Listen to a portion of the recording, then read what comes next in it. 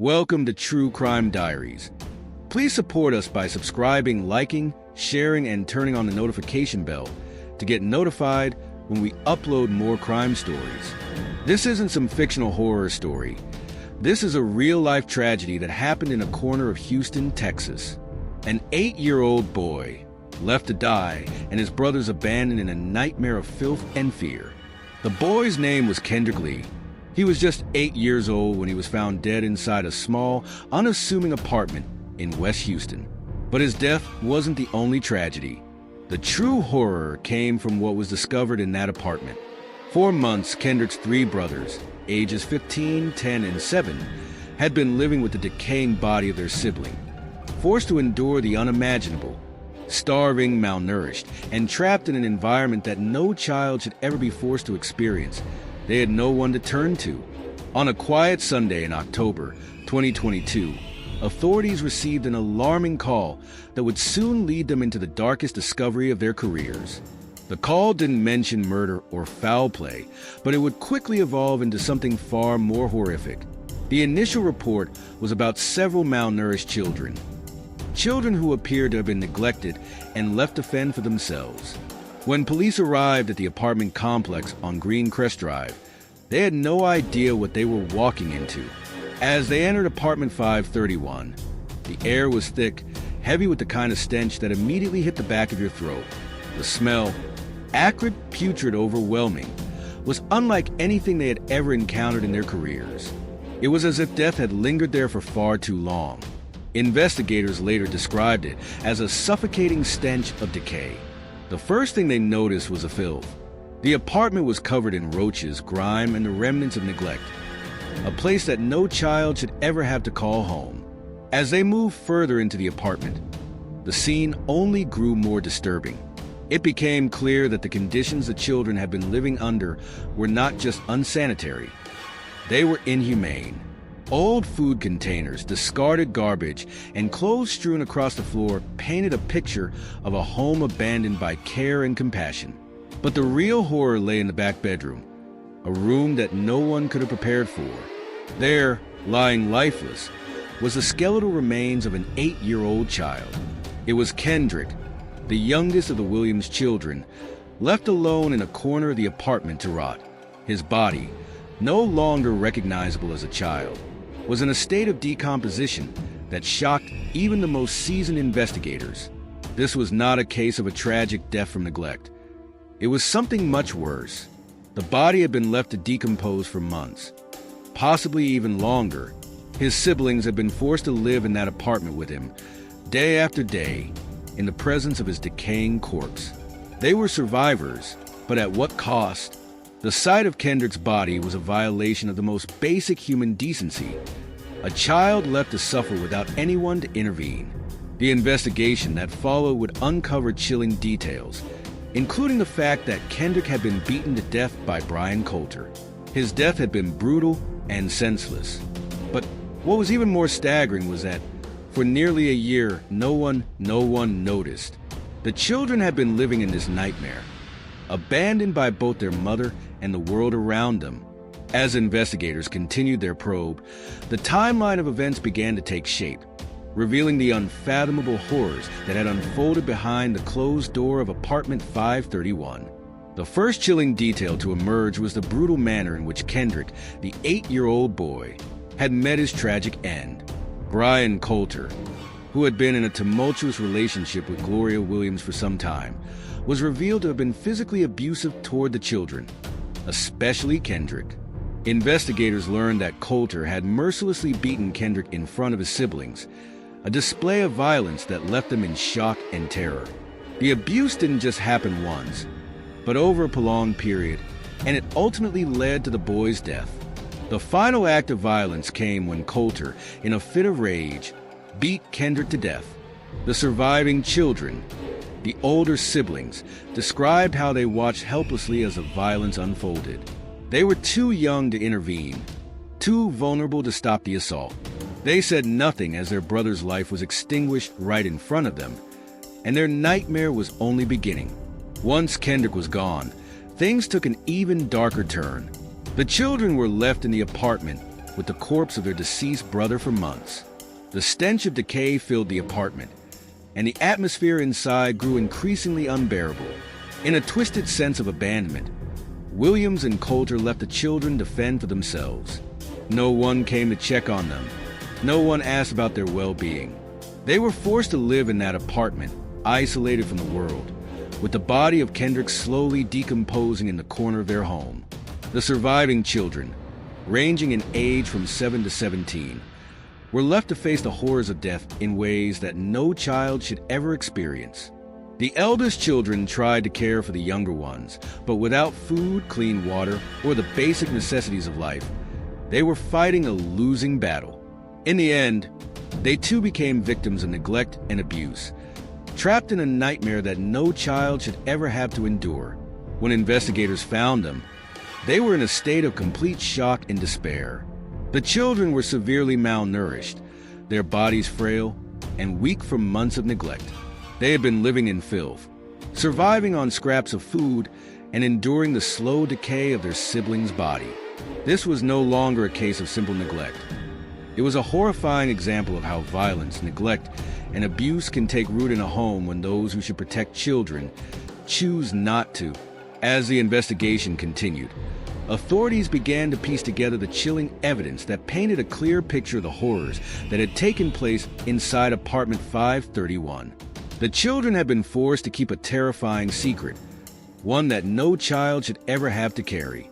The most shocking revelations came from the text messages exchanged between Gloria Williams and her boyfriend, Brian Coulter.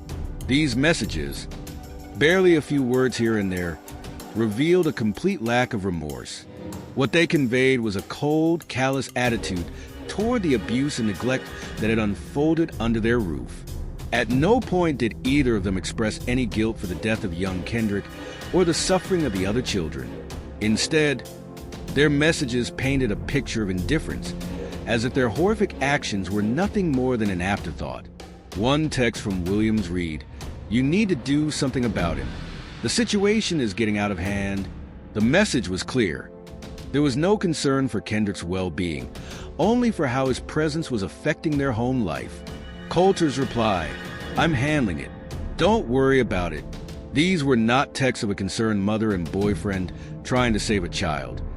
They were cold exchanges between two people who had long since stopped caring.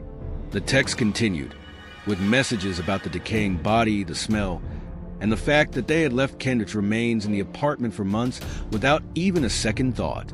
The chilling nature of these exchanges sent shockwaves through investigators, but it also revealed the terrifying truth.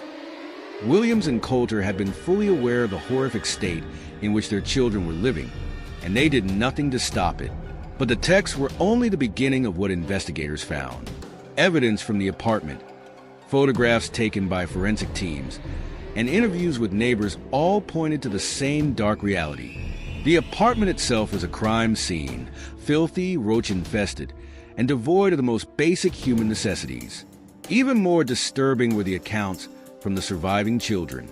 In interviews, they spoke of their fear and the confusion they felt as they tried to survive in such an environment. They had been taught not to speak, not to tell anyone about what had happened to Kendrick, and not to trust those who might have been able to help them. As investigators dug deeper, they uncovered even more harrowing details about the night Kendrick died. The final hours of his life were marked by violence and cruelty. Authorities learned that after the boy died, his body was left in the apartment for weeks, his remains decomposing, left in a state that no one should ever witness. It was a fate no child should ever experience. Gloria Williams was eventually arrested, charged with injury to a child by omission and tampering with a corpse. Her failure to protect her children, combined with her role in covering up Kendrick's death, made her equally responsible for the nightmare her children had endured. But it wasn't just Williams who faced charges. Brian Coulter was charged with murder, accused of brutally taking the life of 8-year-old Kendrick. The investigation revealed his role in the brutal beating that led to the child's death, and the evidence pointed to a clear and deliberate act of violence. The case stunned even the most seasoned investigators, as it became clear that this wasn't just a case of neglect. It was a case of deliberate cruelty. The surviving children were now left to deal with the aftermath of what they had witnessed, and the weight of their trauma would follow them for years to come. The impact of what the surviving children endured in apartment 531 is something that words can barely capture. After months, nearly a year of unimaginable trauma, the aftermath is a reality that no child should ever have to face. For the children who survived, there was no normal life to return to. They had been living in a nightmare. Their days marked by fear, neglect, and the overpowering presence of death. They were forced to watch, helpless, as their 8-year-old brother's life was taken from him, and then endure the suffocating stench of his decaying body, all while grappling with their own hunger, malnutrition, and emotional distress. This was their existence, a cruel and unforgiving daily routine. Now, after the authorities intervened and removed them from the apartment, the children face a long, uncertain road to recovery. The question that remains is, can they heal? Can they ever escape the trauma that has been imprinted on their minds? Some of the survivors have been placed into foster care, removed from the only home they had ever known. While they are now in a safe environment, the scars of their past linger heavily on their hearts. The trauma they carry is not something that will vanish with time. It's something they'll live with for the rest of their lives. Experts say that the psychological toll of such an experience is profound. Children who have witnessed violence, abuse, and neglect often develop a range of emotional and psychological issues. In this case, the survivors are likely to struggle with severe emotional instability, difficulty forming trusting relationships, and possibly post-traumatic stress disorder (PTSD). In the face of this devastation, therapy has become an essential part of their healing journey. Specialized care and trauma-informed therapy are critical for helping children process what they have been through. However, healing is not a linear process. For these children, it will take years, perhaps decades, to begin to find a sense of peace within themselves. But will they ever truly recover from what they've experienced? Will they be able to lead a life free from the emotional scars left by their mother's neglect and their stepfather's brutality? These are the questions that will remain unanswered for a long time. The impact of this trauma will shape their futures, influencing every decision they make, every relationship they form, and their sense of self-worth. As the children adjust to their new lives in foster care, they must also contend with their complicated emotions about their mother, Gloria Williams. Despite the monstrous neglect they suffered under her care, some children have expressed that they miss her. For them, she is still their mother, even though her actions were nothing short of monstrous. This is the confusing reality that many victims of abuse must face. The love they feel for the person who hurt them. Therapists and psychologists stress that this emotional conflict, the struggle to reconcile love for an abuser with the pain of what was done, can complicate the healing process even further. But there is hope. With proper support, intervention, and time, the children may one day find the strength to confront their past, build new lives, and perhaps, in time, find a sense of peace that has eluded them for so long. As we wrap up the heart-wrenching story of what happened inside apartment 531, we want to hear from you. This case has left many people questioning how such an unfathomable tragedy could have been prevented. Could someone have stepped in sooner? Was there a moment when this nightmare could have been stopped? What do you think happened here? Could the system have done more to protect these children? We want to hear your thoughts, so share your opinions in the comments below.